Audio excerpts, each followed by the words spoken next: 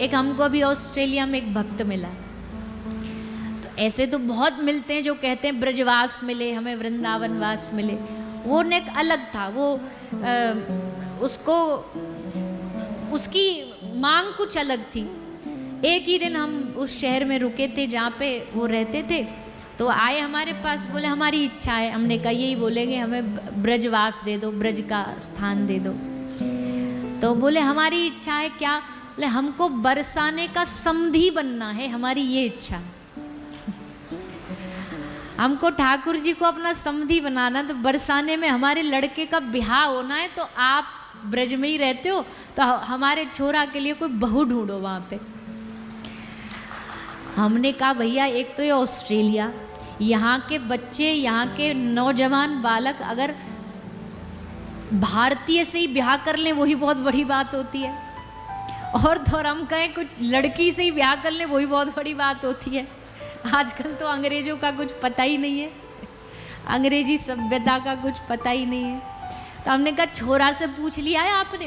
बोले हाँ थोड़ा थोड़ा तो हमने उसको तैयार कर लिया है, थोड़ा राजी भी हो गया है, और शाम को हम उसको लेके आएंगे, आप भी थोड़ा समझाना। वो 3-4 बार मिला हमको दिन में, और बस एक ही बार, हमारी बात याद है? मैंने कहा हाँ जी याद है, आपको समधी बनाना है।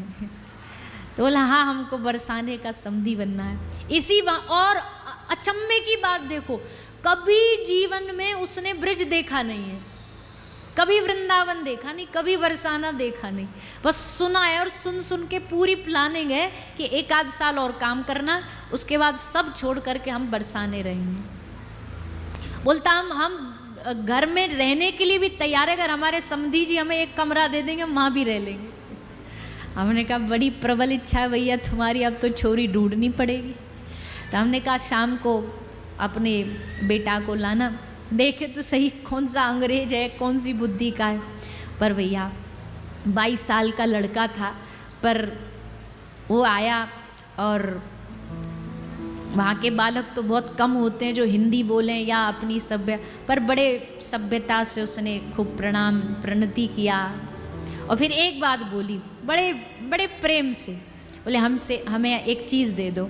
हमने कहा क्या क्या चाहिए? बोले ब्रज की माटी अगर आपके पास हो तो हमें थोड़ी सी दे दो। और ऐसा नहीं था, दिखने में खूब बढ़िया टिप टॉप जीन्स वीन्स पहन करके जैसा बालक आजकल के रहते हैं। बोले ब्रज की माटी दे दो। अब ब्रज की माटी तो हम लेके जा नहीं पाए थे, और ऑस्ट्रेलिया में जा भी नहीं सकते। ऑस्ट्रेलिया का नियम भी है कि वहाँ, अब की बार हम बड़े बुरे फंसे।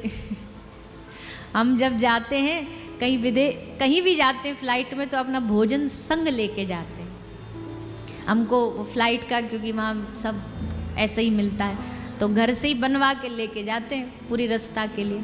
तो हम पूरी रास्ता के लिए भोजन बनवा के लेके गए।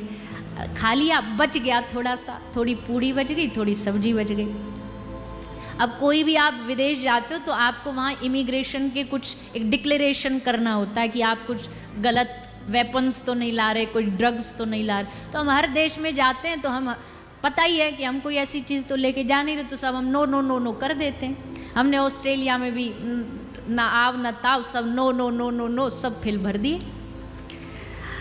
अब वहाँ उतरे, अब वो इमिग्रेशन पे वो लाइन लगती है, चेकिंग होती है बाहर निकलने की। अब उसमें हमारा खाने का डब्बा आया, तो वो अंग्रेजन एक थी, बोले ये आपका है? हमने कहा हमारा है। ये पूड़ियाँ आपकी हैं? हमने कहा हमारा। अब उस डिक्लेरेशन फॉर्म में लिखा था कि आपके पास फूड है कि नहीं, हमने वो भी कट कर दिया। फिर उसने बड़े प्यार से पूछा आपको पता है इसमें क्या है? हमने कहा हाँ पता है। बोले आपको पता, ये आप ही ने अपने हाथ से रखा था? हमने कहा हाँ हमने ही रखा था। अब जो हमारे एक साथ था उसको कुछ शंका हुई, तो उसने कहा ये फॉर्म आप ही ने भरा था? हमने कहा हमने ही भरा था। बोले होशो हवास में भरा था? तो वो संग वाला बोला कि नहीं ये थोड़े इंग्लिश में ही, कि ये थोड़ी नींद में थे। हमने कहा नहीं नींद में नहीं, खूब होश में भरा था हमने। तो बोला आप इधर आओ। अब कितने रुपया का? बोले $6000 का फाइन है। ऑस्ट्रेलिया बड़ा स्ट्रिक्ट है, उनका एग्रीकल्चर जो है, वहाँ की भूमि उपजाऊ मानी जाती है, और वहाँ कोई भी मिट्टी, खाना, फल, सेब, सब्जी कुछ भी ले जाना मना है, और अगर लेके जाते तो उसको यस करना पड़ता, डिक्लेयर करना पड़ता। हमारी पहली ट्रिप थी, गए थे बहुत साल पहले गए थे, पर इतना याद नहीं था। तो फिर बोले इधर आओ और दो $6,000। हमने कहा ये बढ़िया ऑस्ट्रेलिया है, इतना तो कमा नहीं पाएंगे जितना आते ही आते स्वागत कर दिया इनने। ऐसा ऑस्ट्रेलिया काहे काम का, आते ही। पर फिर उनने जो अब उसको कैसे समझाएं अंग्रेजी में, अब अंग्रेज आदमी उसको कैसे समझाएं कि तुम जानते हो भारत में हमें लोग बहुत जानते हैं। ऐसे जब अंग्रेजों में फंस जाते हैं ना कभी कभी, तो मन करता है इनको बता दे कि भैया हम भी थोड़े बहुत जानकार हैं, पर अब उनको क्या मतलब तुम कुछ भी हो। हमारा संघ वाला इंस्टाग्राम निकाल के बोले देखो 6 मिलियन फॉलोवर्स हैं इनके। बोला तो हम क्या करें। फिर उनका बॉस आया, पर फिर उनको थोड़ा उन्होंने समझाया कि भैया ये स्पिरिचुअल लोग हैं, कथा वथा करने आए, पता नहीं तो खाते नहीं हैं फ्लाइट में। तो फिर उन्होंने अंत में लास्ट में रिटन नोटिस दे के छोड़ दिया कि ये लास्ट है, अगली बार पकड़े गए तो 10,000 देने पड़ेंगे। हमने कहा अब की बार छोड़ दो, बाकी तो फिर हम सतर्क रहेंगे। तो हमारे साथ जो भी टीम गई थी, हम सब बड़े ध्यान से, उसके बाद फिर सब ने बड़े ध्यान से फॉर्म भरा कि कुछ भी गड़बड़ नहीं हो जाए, नहीं तो सब भट्टा बैठ जाएगा। तो हाँ, मिट्टी ले जाना, इस बात से हमारी वो बालक की बात चली। तो बोला ब्रज की माटी, तो हमारे पास तिलक था, जो अपना हम राधा कुंड का जो तिलक लगाते काला जो होता है वो ब्रज की माटी है। तो उसमें से थोड़ा हमने तोड़ के उसको दिया कि ये ब्रज की माटी रखो। और तब हमें लगा कि हाँ भैया ये लड़का भी ठीक है, ब्रज का दामाद बनने योग्य है, तो इसके लिए छोरी ढूंढी जा सकती है। तो कहने का हमारा मतलब भाव ये है कि देखो ऐसे ब्रज की कैसी कैसी लोगों में भावना होती है, कैसे कैसे मन में उनके भाव रहता है कि ठाकुर जी हम पर ये कृपा कर दे कि ब्रज से हमारा कोई रिश्ता जुड़ जाए। बस धाम में भी सबकी अपनी अपनी रुचि होती है। कई महात्मा ऐसे वो वृंदावन में रहते, वो वृंदावन के बाहर एक दिन भी नहीं जा सकते। ब्रज में ही अगर उनसे कहो कि आप बरसाना गिरिराज जी चले जाओ, वो वहाँ नहीं जाएंगे, जाएंगे दर्शन करके लौट आएंगे। शाम उनकी रात्रि वृंदावन में बीतेगी। बरसाने में कुछ ऐसे महात्मा वो बरसाने के बगैर नहीं रह सकते।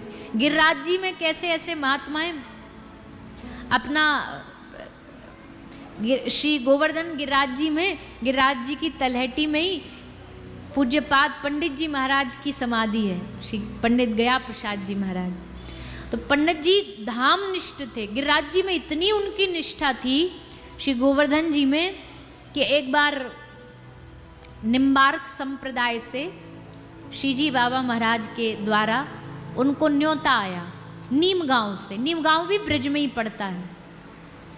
तो वहाँ से उनको न्योता आया कि कोई उत्सव है पंडित जी, आपको उस उत्सव में आना है। अब पहली एक तो श्रीजी प्रभु की आज्ञा कौन टाल सकता है। तो पंडित जी की, पूज्य श्री पंडित जी महाराज की हृदय में बेचैनी शुरू हो गई। क्यों? बोले गिरिराज जी से मुझे थोड़ी देर के लिए दूर जाना पड़ेगा और मैं कैसे रह पाऊंगा। पूज्यपाद श्रीजी बाबा महाराज ने अपना कोई परिकर गाड़ी लेके भेज दिया था कि पंडित जी को बिठा लाओ, कोई संत कोई अच्छा परिकर। तो पंडित जी को उन्होंने गाड़ी में बिठा लिया और गिरिराज जी से उनको लाने लगे वहाँ जहाँ उत्सव था। अब जब गिरिराज जी जैसे जैसे दूर होते जा रहे हैं ना, तो पंडित जी की दृष्टि गाड़ी में आगे नहीं है, पीछे मुड़ के बैठ गए और पीछे शीशा से गिरिराज जी को देखते हुए रोते रोते जा रहे। संग में जो साधु बैठे थे वैष्णव ने कहा बाबा तुम काय को रो रहे हो? बोले मैं गिरिराज जी से दूर रह रही हूँ, या हमारे मुँह को रोनो आ रहे हो, मुझे आंसू आ रहे हैं। अरे बाबा नेकी दूर तो है, सांझ तक तो तुम लौट आओगे। बोले सांझ तक तो मुझे लगे मेरे प्राण निकल जाएंगे गिरिराज जी से दूर जाके, मैं ना रह पाऊंगा गिरिराज जी के बगैर। वो संत वैष्णव समझ गए ये धाम निष्ठ साधु और इनको यहाँ से दूर ले जाना भी अपराध है। कहा बाबा जी हम जय जय को निवेदन कर देंगे पूज्य पादुकों की बाबा आ ना पाए, आप यहीं रहो, आप मत चलो। आधी रास्ता से गाड़ी वापस लेकर के उनको वापस गिरिराज जी छोड़ करके आए, बाबा जी आप यहीं रहो। ऐसी धाम में निष्ठा हो जाती है। अब वो गांव ब्रज में ही है पर फिर भी गिरिराज जी में निष्ठा है। तो सबकी अलग अलग धाम निष्ठा होती है। तो हम तो आप सबसे कहेंगे, आप सबकी हृदय में जाओ ना जाओ वो अलग बात है, जितना श्री जी बुलाएं उतना बढ़िया है, पर आपके मन में धाम के प्रति खूब प्रेम होना चाहिए, वृंदावन के प्रति खूब प्रेम होना चाहिए, उस वृंदावन की मिट्टी के प्रति आपका खूब अनुराग होना चाहिए, वहाँ के जल यमुना जी के प्रति आपका खूब स्नेह होना चाहिए। क्योंकि वो मिट्टी, वो पानी, वृंदावन की हवा, ये सब कुछ जो है ना, ये हमारे हृदय में ठाकुर जी के प्रति प्रेम बढ़ाती है। वृंदावन नाम आता है ना, तो नाम आते ही एकदम हृदय प्रसन्न हो जाता, आनंदित हो जाता। ब्रज भूमि का नाम आते ही हृदय एकदम आनंदित हो जाता है।